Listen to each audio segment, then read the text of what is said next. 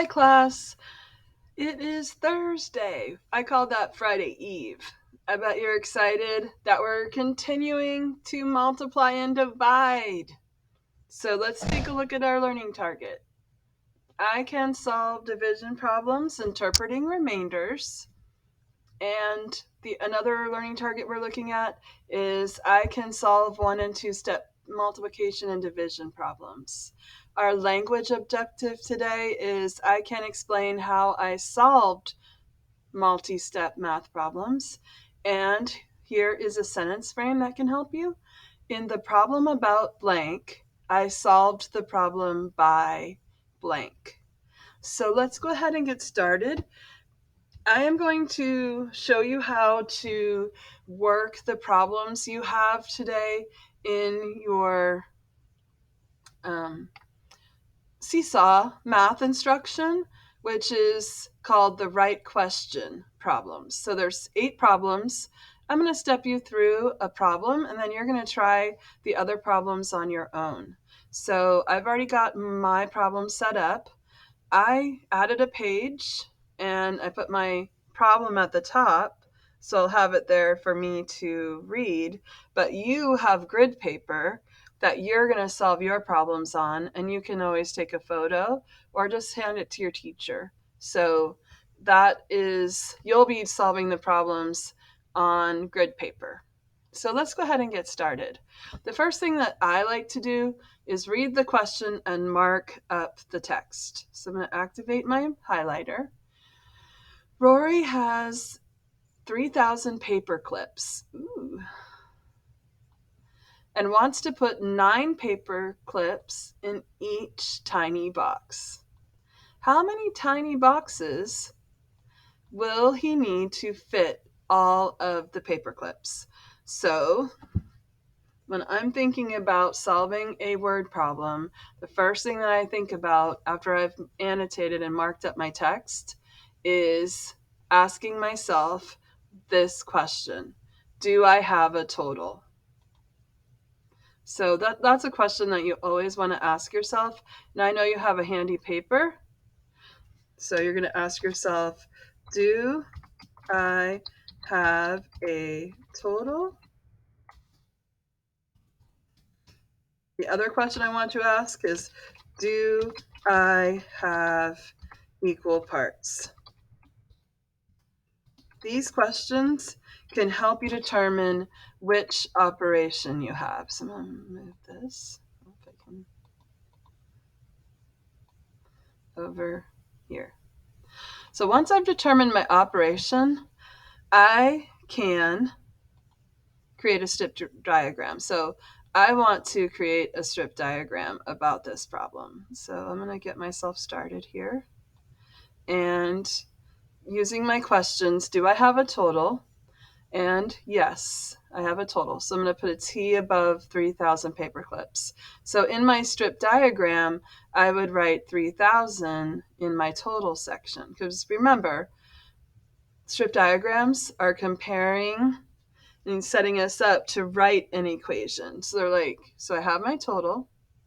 My total is 3,000. And then it says it wants to put 9 paper clips in tiny boxes. So each tiny box. The word each clues me into equal parts.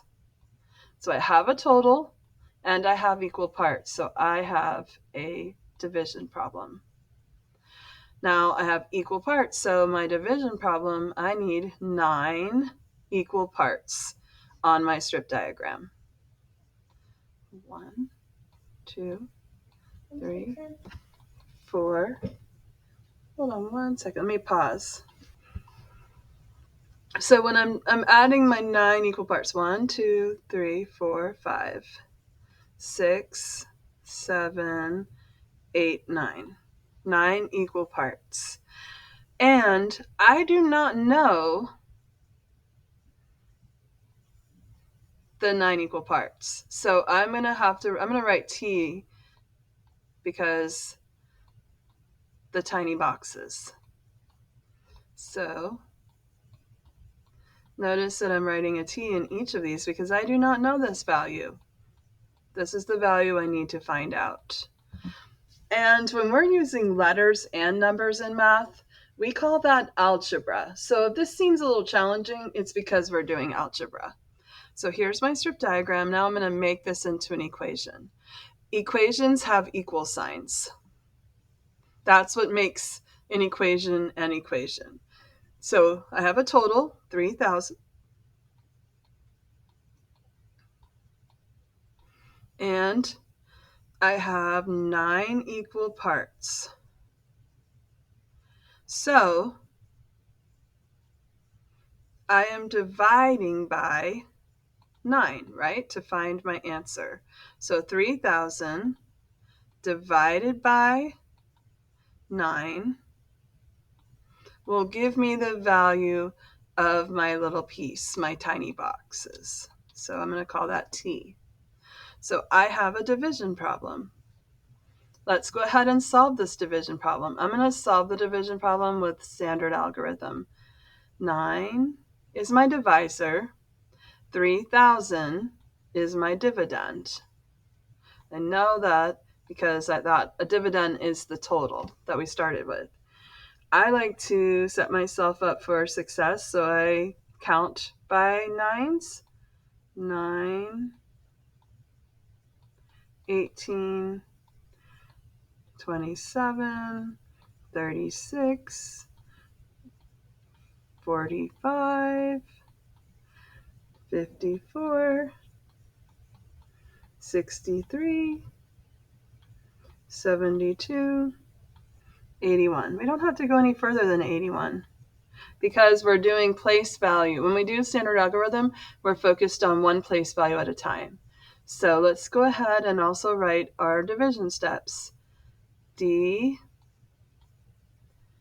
M, S, B, R. Divide, multiply, subtract, bring down, and repeat. Okay. How many 9s are in 3? Well, no, there's no 9s in 3. So you can put an X, you could put a 0, it's up to you. But I'm going to just put an X for now. How many 9s are in 30? Well, I can take a look. 9, 18, 27. 36 is too big. So I have 1, 2, 3 9s in 30. So that is my first step, determining how, like the division part of it, which is how many 9s are in 30. 3 times 9. That's my second step. 3 times 9 is 27. I've got my multiple right there. And my next step after that is to subtract. So I have to regroup to 10. This becomes 2. 10 minus 7 is 3. 2 minus 2 is 0. My next step is bring down my next number. Oh, 30. I've got 30 again. I already know that there are 3 9s in 30. So I can just go ahead and write that up there because I just did that. 3 times 9 is 27.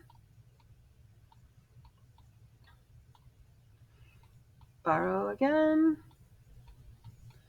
Or regroup, whichever you want to call it. And then I have one more time of bringing down a number. 30 again. Well, I know there's 3 9s in 30. So I subtract 27 because I already know that 3 times 9 is 27 and I get 3. So my remainder is 3. Now, I am not done because I have to answer my question. I have 333, remainder 3, but I have to fit all of the paper clips. All of the paper clips. So I need 333 for 9 in each box, but I need one extra because of my remainder 3 needs to have a box. So I have 333 plus 1. So my answer to how many boxes I need 334 boxes.